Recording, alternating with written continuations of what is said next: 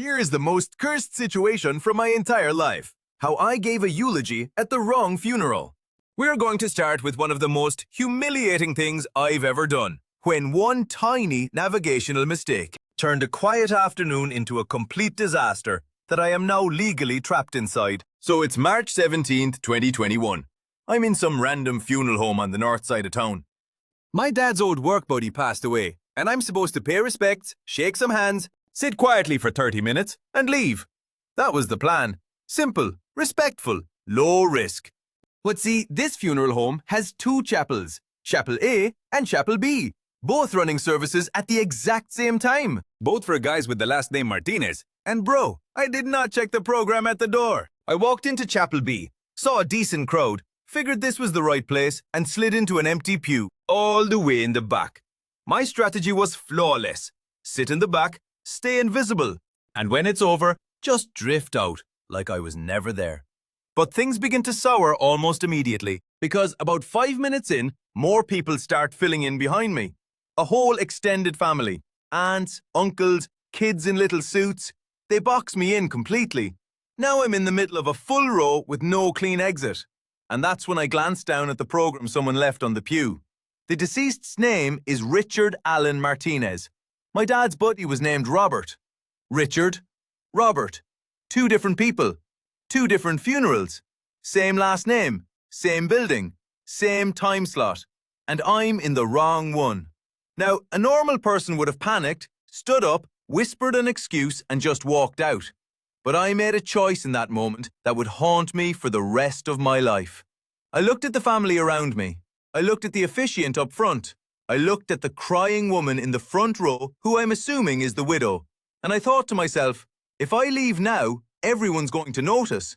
They're going to think I'm disrespectful.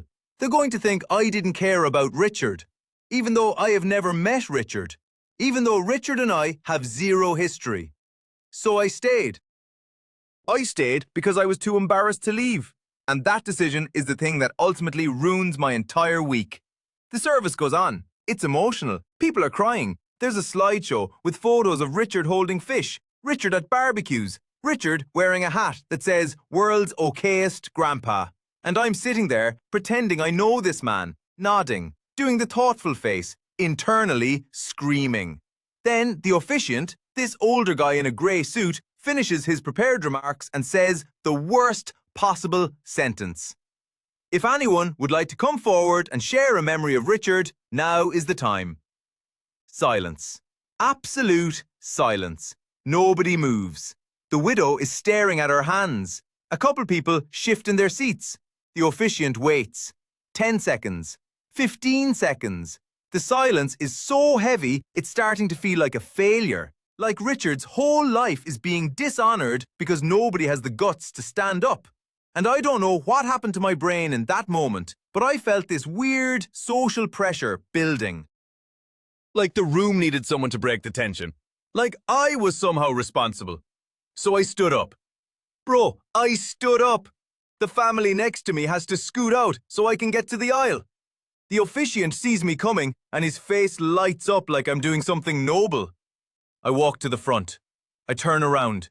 I'm facing a chapel full of Richard Martinez's family and friends.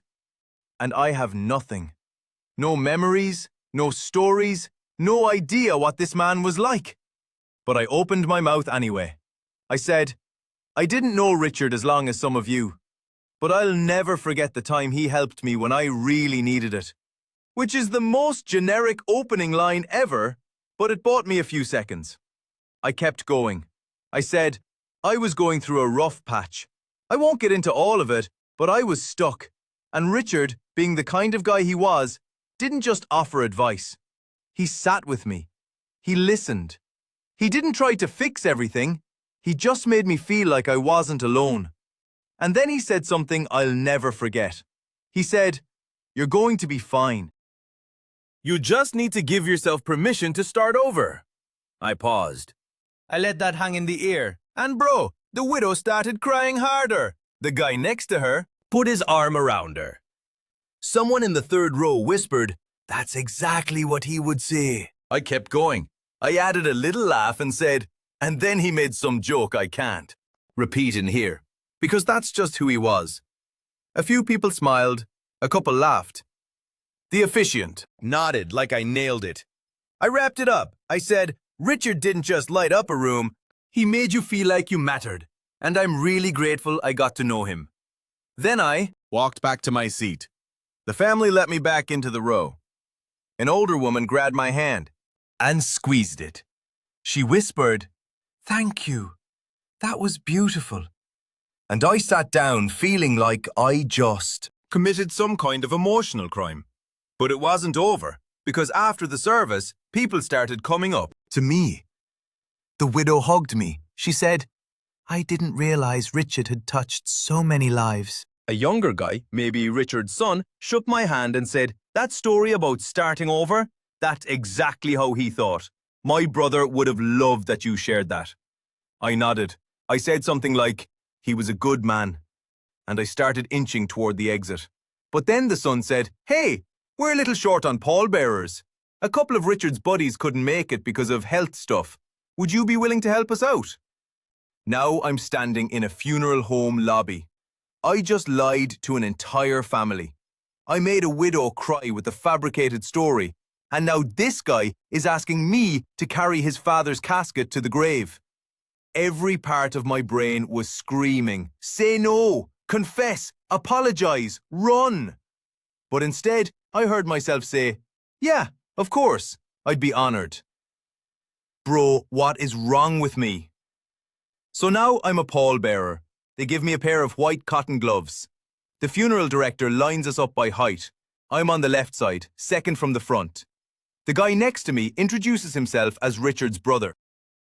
He's got this sharp look in his eyes, like he's scanning me. He says, "I don't think we've met before."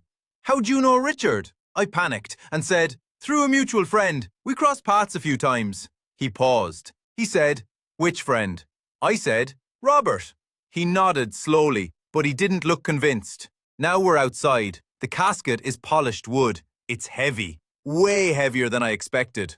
The funeral director explains the process. We lift together. We walk in sync. We don't tilt. The weight is uneven because the body is heavier toward the head, so the guys in front have to hold more.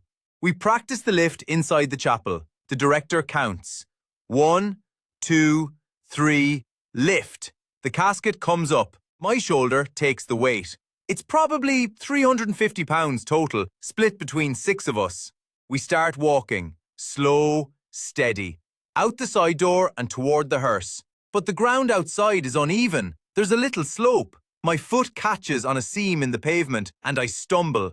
Not a lot, just a half step. But the casket dips on my side. Richard's brother shoots me a look. The director steadies us and we keep going. We load the casket into the hearse. The funeral director says the pallbearers will ride in a separate car as part of the procession. That means I'm locked in. I can't just slip away. I'm in a black sedan with 5 other guys. Richard's brother is sitting directly across from me. We ride in silence for the first few minutes. Then one of the other pallbearers, an older guy, starts telling a story about Richard. How he used to fix cars in his driveway and help the whole neighborhood. How he never charged anyone. How he'd work until midnight if that's what it took. Everyone's nodding, sharing little memories, and I'm just sitting there trying not to make eye contact. Then Richard's brother says, "So, what mutual friend introduced you to Richard?" "Robert who?" I said. "Robert Martinez, different branch of the family." He said, "We don't have a Robert Martinez in the family." Now the car is quiet. Everyone's looking at me. I said, "Maybe I'm misremembering the name." "It was a while ago." He said, "How long ago?" I said, "Couple of years." He said, "Richard's been sick for 3 years. He barely left the house." I felt my face go hot.